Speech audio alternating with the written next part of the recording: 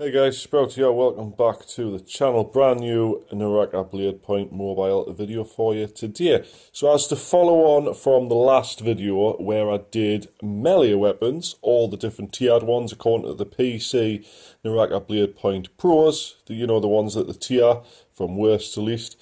We're going to do pretty much the same thing again today, except with the ranged weapons.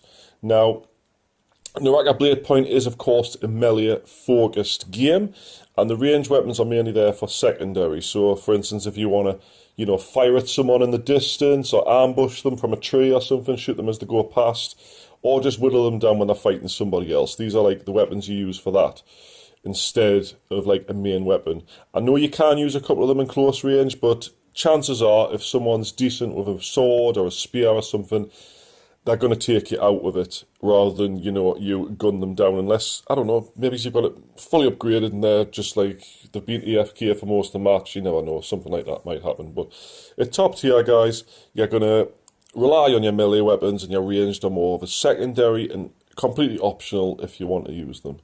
So, like I say, guys, in retrospective to the last video where I did the tier, I've found the tiers for the ranged weapons. We're going to go from worst to best, each one individually, and just have a look at them, see how it goes.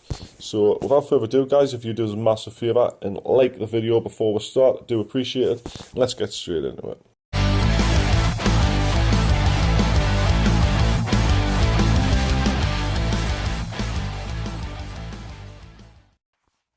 So guys, again, we're going to be starting at the lowest according to the Naraka Bladepoint PC Pros. Now, these are the people who obviously play on PC or console, and they have sort of tiered the weapons at what they'll use primarily in higher ranks in the game, of course. So, first of all, what we're going to start with is the tier C, which is the cannon. Now, it looks really menacing, and it may seem very powerful at first glance, but it's not very versatile or fast enough to be among the best. Same with the melee weapons. It's not fast.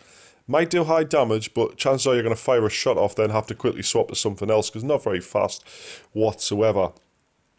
And if, you're running around with a big cannon, it's probably going to be in both hands. People are going to know you're carrying it, and they're just going to avoid it, or avoid you, until you've shot your shot, and then they're going to come for you, aren't they? So, not really a weapon for pretty much anything. I'll probably get it if it's the only thing I can pick up at the very start of a game, but I'll probably drop it as soon as I get something better.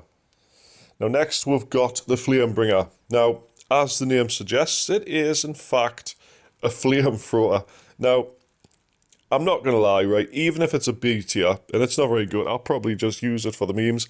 I really want to just burn the crap out of people with the Flamebringer.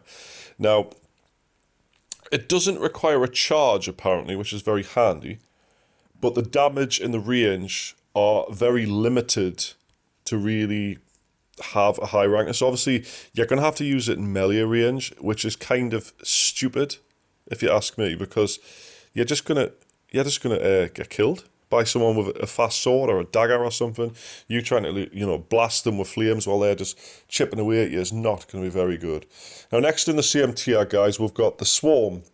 Now, this is like a sort of a multi-missile firing device where it fires loads of darts, I'm assuming, and explosive darts, in fact, and it can quickly cover a large area. So if you see a squad fighting another squad, and you've got a Swarm, fire it in their general direction, whittle them down, fire again and again until they point their attention at you, more or less, and then you can sort of draw your sword and really go at them a bit better. But apparently it takes a long time to charge it fully, so you must have to charge it up before you can fire, which I'd imagine opens you up to getting charged by another player and then getting attacked, and you'll have to swap weapons, etc., which kind of defies the point of using it in the first place. Next, guys, we've got the pistol. Now, it doesn't really look like a pistol. I mean, I know it's obviously old age weaponry, but it looks more like a little mini Gatling gun if you ask me. But the pistol is very useful in close range. Now, I'm assuming if you're a very fast player, you're dancing around someone, you can take shots off with a pistol and stuff. And it will sort of really help you in the fast-paced combat.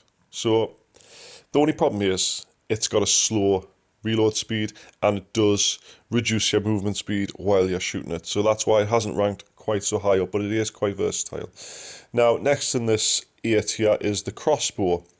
Now, it's hard to use according to this compared to the S tier weapon of a similar sort of thing. It's got continued fire from a charge attack plus a large magazine. So it's like a rapid fire crossbow.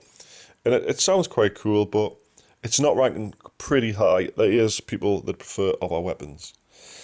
Next up, we've got the musket. Now, if you think a big rifle, I do quite like the look of the musket. I want to just, fire this at someone just to see what happens.